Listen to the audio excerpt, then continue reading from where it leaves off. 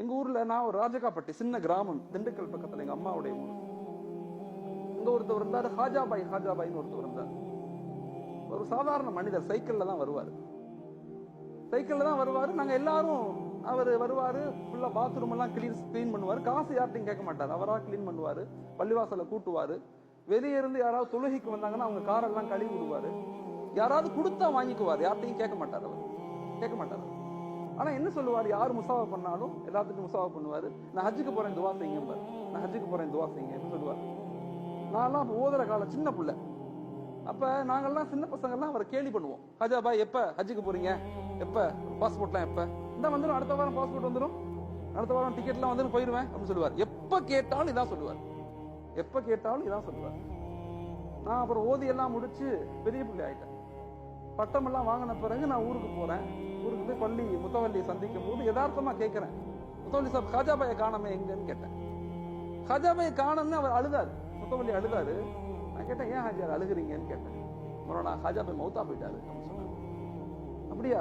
அங்க பெரிய ஷாக்கெல்லாம் இல்ல, மௌத்தா போயிட்டாருன்னா மௌத்தா போதானே செய்வாங்க, மௌத்தா ஆயிட்டா அப்படியா, அதுக்கே அழுகுறீங்கன்னு கேட்டேன். கேட்டு சொன்னாரு, மொரானா எங்க மௌத்தானாரு தெரியுமா, மக்கால போய் மௌத்தா போனாரு.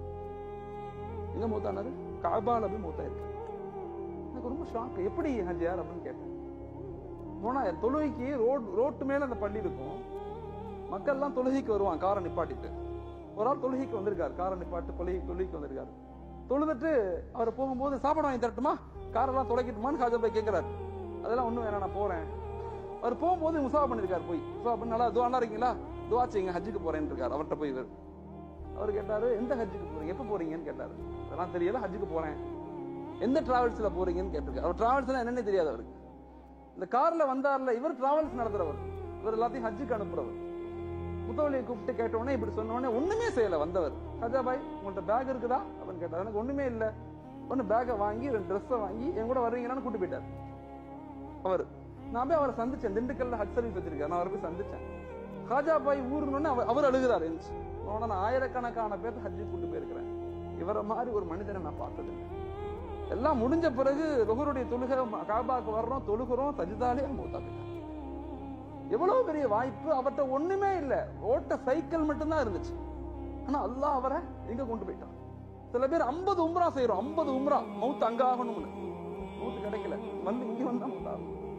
10 ஹஜ் செய்யறாங்க, அங்க மௌத்தா போகணும்னு, வாய்ப்பே இல்லை, இங்க வந்துதான் மௌத். மனிதர்களை யாரையுமே இவங்க தாழ்ந்தவங்க உயர்ந்தவங்க நினைக்காது. எல்லாரும் உலகத்துல எல்லாரும் உயர்ந்தவங்க தான், எல்லாம் நல்லவங்க தான். மற்றவங்கள நல்ல நிலைகள்ல பாருங்க. 4 ஆட்ரிபியூட்ஸ் வாழ்க்கையில உருவாக்கி கொள்ளுங்க. 4 தன்மைகளை நம்ம வாழ்க்கையில இன்றைய கால சூழ்நிலையில உருவாக்கணும். மக்கள்கிட்ட அன்பா பேசுங்க, அதிகாரமா பேசாதீங்க, அன்பா பேசுங்க, பொலைட்டா பேசுங்க. மனைவிட்ட, குழந்தைகள்கிட்ட, நண்பர்கள்ட்ட, எம்ப்ளாய்கிட்ட, யார்கிட்டையுமே அதிகார தோரணை வரக்கூடாது. என் கண்கள்ல, என் நடையில, என் ட்ரெஸ்ல, என் பேச்சுல. அழகா இருக்கலாம், நல்ல ட்ரெஸ் போடுங்க, அழகா இருங்க, சுர்மா போடுங்க, அத்தர் போடுங்க, எல்லாம் இருங்க. ஆனா எந்த நிலையிலும் அதிகாரம் நம்மள்கிட்ட வெளியாக கூடாது. பொலைட்னஸ் தான், சாதாரணமா நம்ம இருந்துக்கணும். நம்ம எல்லாரும் ஒரு மலம் சுமக்கிற உடல். மௌத்தா போனா, நான் மௌத்தாயிட்டேன்னு வச்சுக்கோங்களேன், என்னை என் பேர் கூட சொல்ல மாட்டீங்க, ஹலீல்னு சொல்ல மாட்டீங்க. ஜனாசாவை எப்ப எடுக்கிறீங்கன்னு தான் கேட்பீங்க. என் பேர் கூட மாறிடும், ஜனாசா. ஒரே வருஷத்துல என் மனைவி மக்கள்லாம் என்ன மறந்துடுவாங்க. அவ்வளவுதான் அந்த உலக வாழ்க்கை. அதனால அன்பை வெளிப்படுத்துங்க, அன்பா நல்ல சிந்தனைகளை பேசுங்க, பாசிட்டிவா பேசுங்க. யாரையும் வெறுக்காதீங்க. அல்லாஹ் நம்மளை வெறுத்துட்டா இவ்வளவு பாவம் செய்யறோம். அடுத்தவங்களுடைய அதிகாரமா நடந்துக்கும் போது நம்மள்ட்ட அல்லாஹ் அதிகாரமா நடந்தா என்ன நடக்கும்? உலகத்துல வாழ முடியாது. அதனால முதல்ல அன்பாக நடந்து கொள்ளுங்க. யாரையுமே பெருசா தயவு செய்து அதிகார தோரணையில உங்களை குறைகளை முன்னெடுத்தாதீங்க. இந்த குறைகளுக்கு பின்னால போனவங்களுக்கு நல்ல மௌத்து வந்ததாக சரித்திரம் இல்லை. யாருடைய குறைகளையும் யோசிக்காதீங்க. எல்லாரும் நல்லவங்க தான், அவங்கவுங்க திரையில இருந்து அவங்கவுங்க இருக்கலாம். யாரையும் தப்பா நினைக்காதீங்க. 2வது, மக்களை அக்செப்ட் பண்ணிக்கங்க, ஏற்றுக்கொள்ளுங்க. உலகத்துல எல்லாரும் ஒரே மாதிரி இருக்க மாட்டாங்க. நம்ம நினைக்கிற மாதிரி உலகத்துல யாருமே கிடையாது. என் மனைவி நான் நினைக்கிற மாதிரி இருக்க மாட்டாங்க, நம்ம குழந்தைங்க நம்ம நினைக்கிற மாதிரி இருக்க மாட்டாங்க. எல்லாரும் அவங்கவங்கள மாதிரி தான் இருப்பாங்க. எல்லாரும் அவங்கவங்களுக்கு ஒரு ஆசை, அவங்கவங்களுக்கு ஒரு கோல் செட்டிங் எல்லாமே இருக்கும். அதனால எல்லாத்தையும் ஏற்றுக்கொள்ளுங்க. அல்ஹம்துலில்லாஹ் ஏற்றுக்கொள்ளுங்க. எப்ப அக்செப்டன்ஸ் வருதோ எங்கள்ட்ட ஸ்ட்ரெஸ் இருக்காது, மன அழுத்தம் இருக்காது, எதுவுமே எங்களுக்கு நோயே வராது. எங்களுக்கு நோயே வராது. இன்னைக்கு உலகத்துல 36%, 37% முஸ்லிம்கள் நோயாளிகள். 100 பேத்துல 37 பேர் நோயாளிங்கிறான். ஹாஸ்பிட்டலுக்கு போனா நம்ம தான் அதிகமா இருக்கும். காரணம் என்ன? ஸ்ட்ரெஸ், மன அழுத்தம் எல்லாம். அதனால அக்செப்ட் பண்ண, ஏற்றுக்கொள்ளு. அல்லாஹ் எனக்கு எதை கொடுக்கறானோ அது சிறந்தது. மாஷா அல்லாஹ்.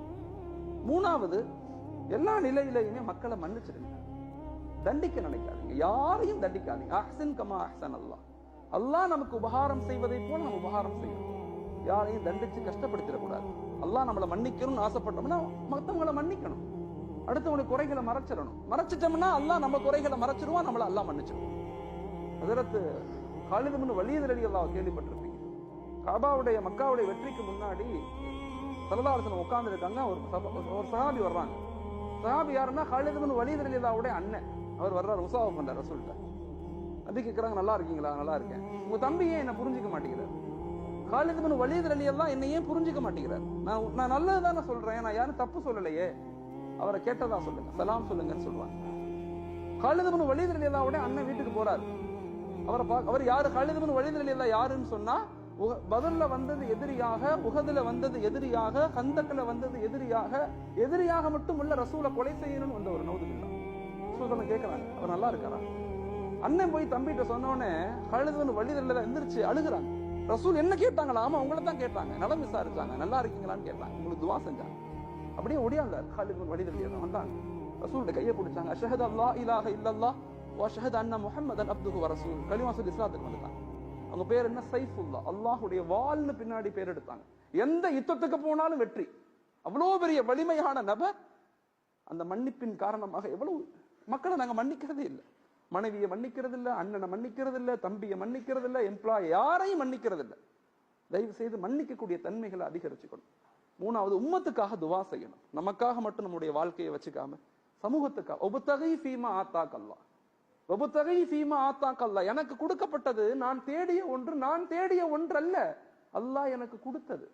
என்னுடைய அறிவு, என்னுடைய பொருளாதாரம், என்னுடைய கல்வி, என்னுடைய அதிகாரம், எனக்கு கொடுக்கப்பட்ட பொறுப்புகள் எல்லாம் நான் கஷ்டப்பட்டு அடைஞ்சதல்ல, அல்லாஹ் என்ன செலக்ட் பண்ணி கொடுத்தது.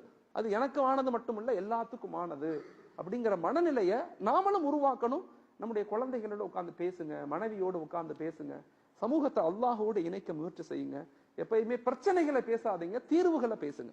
பிரச்சனைகள் ஷைத்தான் இருக்கிற வரைக்கும் பிரச்சனைகள் இருக்கத்தான் செய்யும். பாசிட்டிவா திங்க் பண்ணுங்க. எல்லாமே நல்லதுக்கு தான், எல்லாம் நல்லா தான் நடக்குது. எல்லா மக்களும் விழிப்புணர்வு அடைஞ்சிட்டாங்க. ஆனா சரியான பிளான், சரியான சிஸ்டம், சரியான இலக்குகளை நம்ம உருவாக்கும் போது அல்லாஹ் நம்மளை கபூல் செய்யறான். இந்த உம்மத்தை அல்லாஹ் தஆலா பாதுகாக்கிறான். அப்படிப்பட்ட சமுதாயமாக அல்லாஹ் என்னையும் உங்களையும் ஆக்கி அருளணும். ஆமீன். அஸ்ஸலாமு அலைக்கும் வரஹ்மத்துல்லாஹி தஆலா பரகாத்துஹு. ஜஸாக்குமுல்லாஹ்.